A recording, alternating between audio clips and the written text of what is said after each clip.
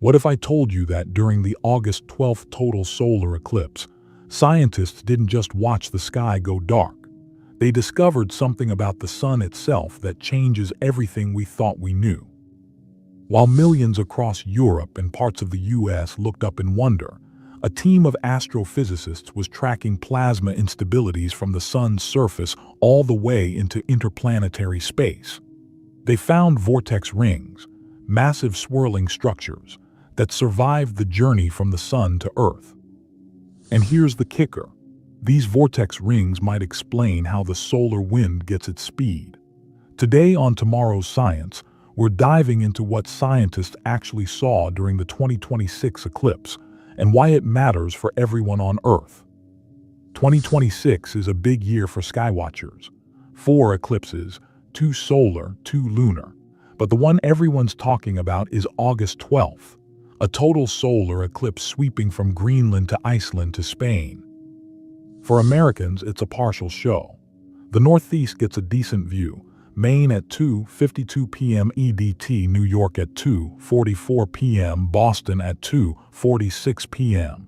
But totality, that requires a passport. Yet even without totality, every eclipse is a natural laboratory. Scientists positioned instruments across the path to study something you can't see with the naked eye, the sun's hidden corona and the mysterious plasma swirling within it. Let's talk about what a total solar eclipse actually does. In the path of totality, day turns to night for a few precious minutes. Temperature drops, animals behave strangely, and the sun's corona, its outer atmosphere, becomes visible. But for scientists, those few minutes are pure gold. The corona is normally invisible, washed out by the sun's brilliant face. During an eclipse, it's the only show in town, and the 2026 eclipse gave researchers an uninterrupted view from the solar limb out to at least 10 solar radii. Why does this matter? Because the corona is where the solar wind originates, that stream of charged particles that causes auroras, disrupts satellites, and even affects power grids on Earth. Understanding it isn't just academic, it's practical. Here's what scientists were really looking for. During previous eclipses, high-resolution images revealed something strange. Vortex rings, smoke ring-like structures, originating near prominences on the sun's surface. These aren't just pretty patterns. They're plasma instabilities, regions where the superhot ionized gas is swirling in ways that could launch material into space. Think of them as the sun's launch pad for the solar wind. The big question, do these vortex rings survive the journey outwards, or do they dissipate before reaching Earth? The 2026 eclipse, combined with NASA's Parker Solar Probe data, finally provided an answer. The research team, led by Dr. Shadia Habbal at the University of Hawaiʻi, used 7 total solar eclipse images plus data from the Parker Solar Probe's WISPR instrument. They tracked vortex rings, Kelvin-Helmholtz waves, and coronal mass ejections. What they found was remarkable. The vortex rings don't just survive, they accelerate. Below 1.5 solar radii, they move at about 19 kilometers per second. Beyond 3 solar radii, they're cruising at 249 kilometers per second. That acceleration profile matches exactly what we see in the slow solar wind. In other words, these vortex rings, born in the chaotic prominence corona transition region, are actually carrying the solar wind outward. But the 2026 eclipse wasn't just about the sun. Remember that total lunar eclipse on March 3rd? That was visible across North America, the last one until 2028. A total lunar eclipse happens when Earth sits directly between the sun and moon. Sunlight bends through Earth's atmosphere, scattering blue light and leaving only red, creating that iconic blood moon. For viewers in Central and Western North America, the show was spectacular. The moon entered the umbra at 4:50 a.m. EST, 1:50 a.m. PST, and stayed red for hours.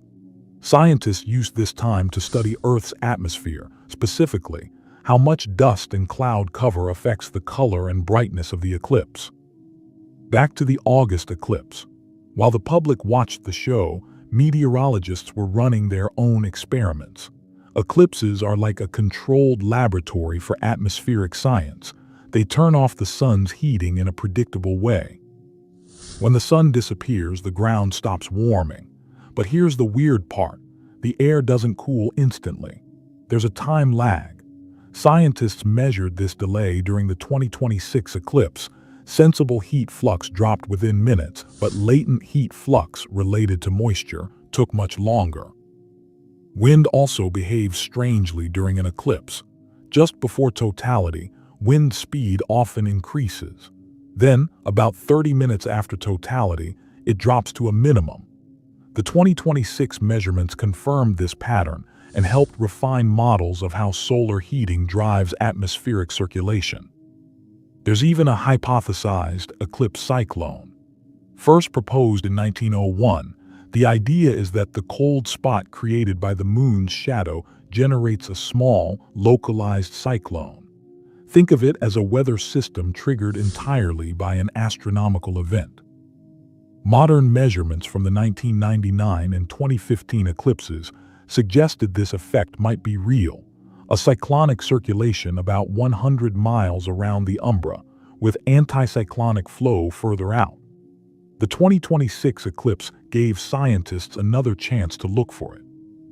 While the signal is subtle and often masked by local weather, the 2026 data added crucial evidence.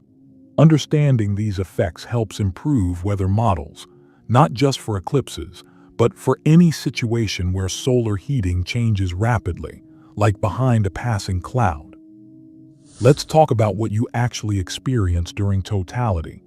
As the moon covers the last sliver of sun, shadows on the ground sharpen dramatically.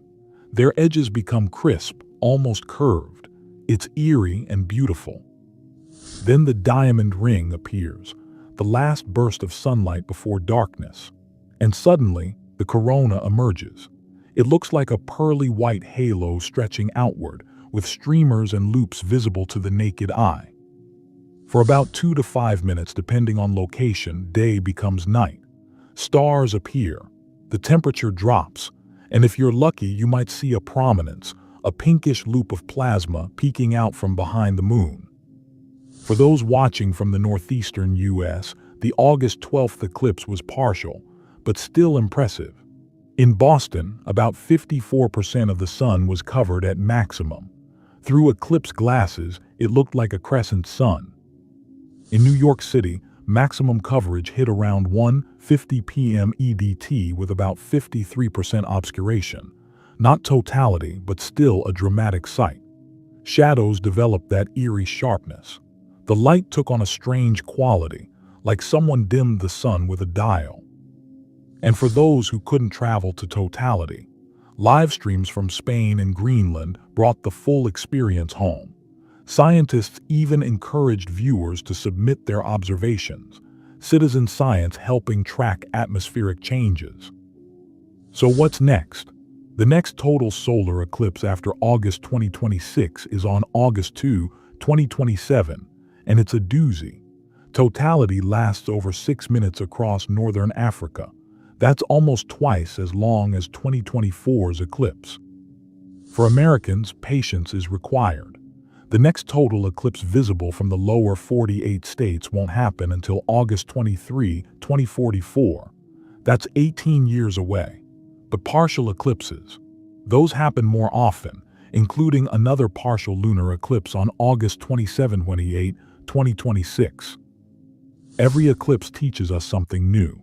The 2026 data on vortex rings will be analyzed for years. The atmospheric measurements will improve weather models.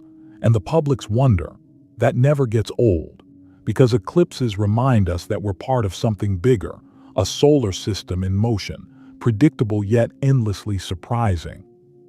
Here's the takeaway. The 2026 total solar eclipse wasn't just a pretty sky show. It was a scientific goldmine. From vortex rings accelerating the solar wind to atmospheric responses measured in seconds, we learned more about our sun and our planet. And you didn't need to be a scientist to contribute. Thousands of citizen scientists submitted temperature readings, cloud observations, and photos. That data is now part of the scientific record, helping researchers understand how eclipses affect weather on a continental scale. The next time an eclipse comes your way, whether 2027 in Africa, 2044 in the US, or somewhere in between, remember, you're not just watching a celestial event. You're witnessing a natural laboratory in action. And maybe, just maybe, you'll be looking at something scientists have never seen before. That's the beauty of science. It happens everywhere, even in your own backyard.